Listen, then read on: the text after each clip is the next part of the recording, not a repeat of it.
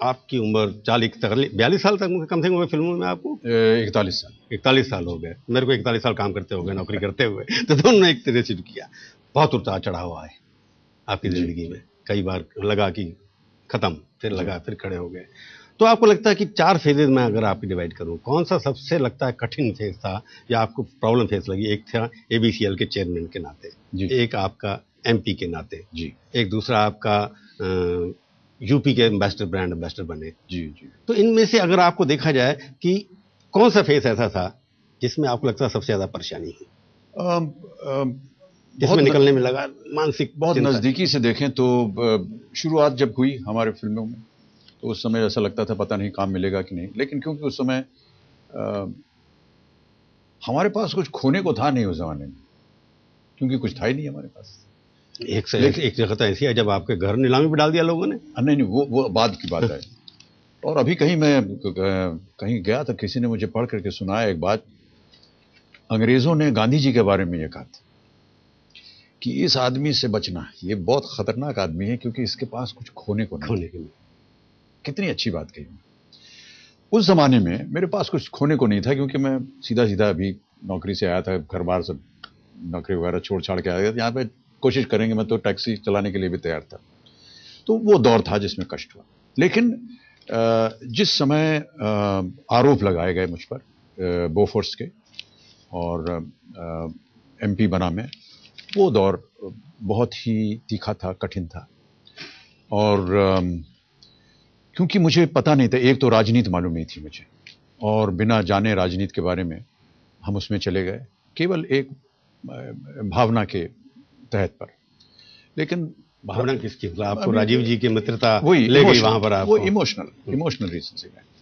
लेकिन राजनीति 1 महीने बाद तुरंत पता चल गया कि इसमें इमोशन जो है वो कोई काम नहीं करता। तो उसको मैंने अपनी हार मान ली और उसको राजनीति को छोड़ दिया। लेकिन उसके बाद जो आरोप लगे, उस दौर को किस तरह से हमने निभाया, उसके साथ किस तरह से हम जूझे, वो बहुत कठिन दौर था। पर फिर उसके बाद जब एबीसीएल में बैंक्रप्सी हो गई और सारी फिल्में जो हैं वो फेल हो गई, कुर्की लग गई, और उस दौर में भी पता नहीं चला कि अब क्या होगा, क्योंकि एक भी रुपया नहीं था मेरी जेब में, और सब इनकम टैक्स और कुछ 50-60 केसेस थे और घर हमारा नीलाम कर रहे थे। तो उस समय लगा कि शायद अब कैसे निकलेंगे इससे।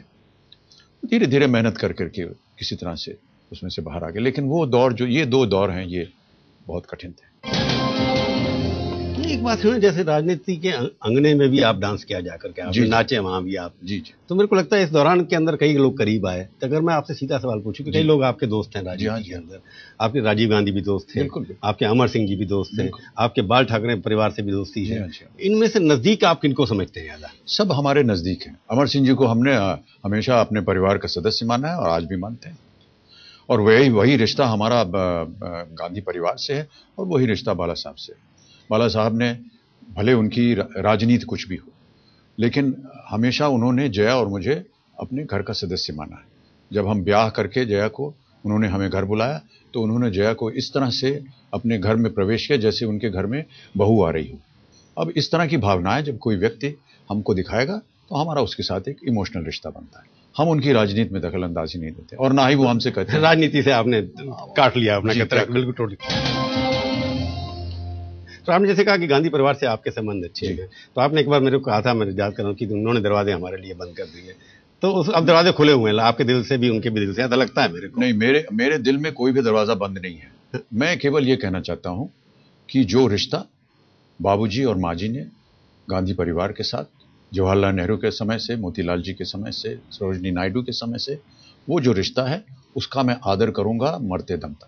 तो आपके दिल अभी भी खुले हुए हैं, उनके भी लगता है मेरे को खुले हुए हैं। कोई लगता है आपकी मुलाकात होती है कि नहीं आती? पर एक बात बताइए, आपके परिवार के अंदर 3 महिलाओं की बात करता हूं मैं, जया जी, श्वेता बेटी आपकी, और ऐश्वर्या जी। इनमें से आपके ऊपर किसकी ज्यादा चलती है?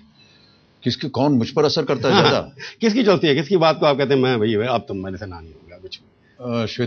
श्वेता मेरी बेटी वो आपको डांटती भी होगी ना कभी? हाँ, डांट भी देगी, या जो वो कहेगी वो मैं कर दूंगा, कुछ भी। वो हमारी बेटी है बस।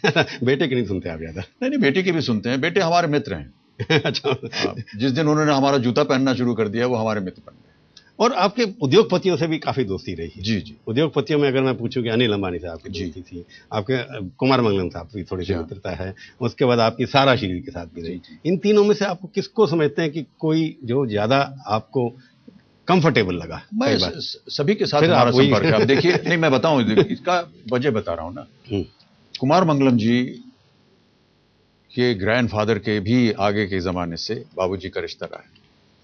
घनश्याम दास बिरला, जी.डी. बिरला से लेके बसंत कुमार जी, जो कि कुमार मंगलम जी के ग्रैंड पेरेंट्स हैं, आदित्य बिरला जी, उनके साथ पूरा रिश्ता बहुत पुराना रहा है। उस रिश्ते को हम कैसे भूल सकते हैं? तो जब हमारी मित्रता आप बताएंगे कुमार मंगलम जी से, तो हम उस रिश्ते को ध्यान देते हैं, उसका आदर करते हैं, जो चीज़ बाबूजी और माँ जी ने शुरू की। यही बात अगर आप कहेंगे तो अनिल अंबानी और सहारा श्री में नहीं है, क्योंकि हमारा उनके साथ पहले से कोई पारिवारिक संबंध नहीं था। ये अभी नज़दीकी संबंध तब हुआ जब हम फिल्म इंडस्ट्री में आ गए, तब हमारी सहारा श्री से मुलाकात हुई, तब हमारी अनिल से मुलाकात हुई और हमारा संबंध बना। उठना बैठना खाना पीना सब ऐसे ही होता है और आज भी वैसे ही है। तो इस युग में, हमारे युग में, हमारी ये दोस्ती अनिल के साथ और एक जनरेशन पहले वाली जनरेशन है, दूसरी जनरेशन वो उसका आप मुकाबला नहीं कर पाएंगे, और ना ही मैं उस रिश्ते के साथ कोई नाप तोल करना। नहीं, मुकाबला मैं कर भी ना, मैं कई बार कंफर्टेबल होता है कि एक जनरेशन दूसरी जनरेशन की बात होता है, तो आप जो है जनरेशन की रिस्पेक्ट कर रहे हैं, जो उन्होंने रिश्ते बनाए थे उसको आप आगे लेके चल रहे हैं।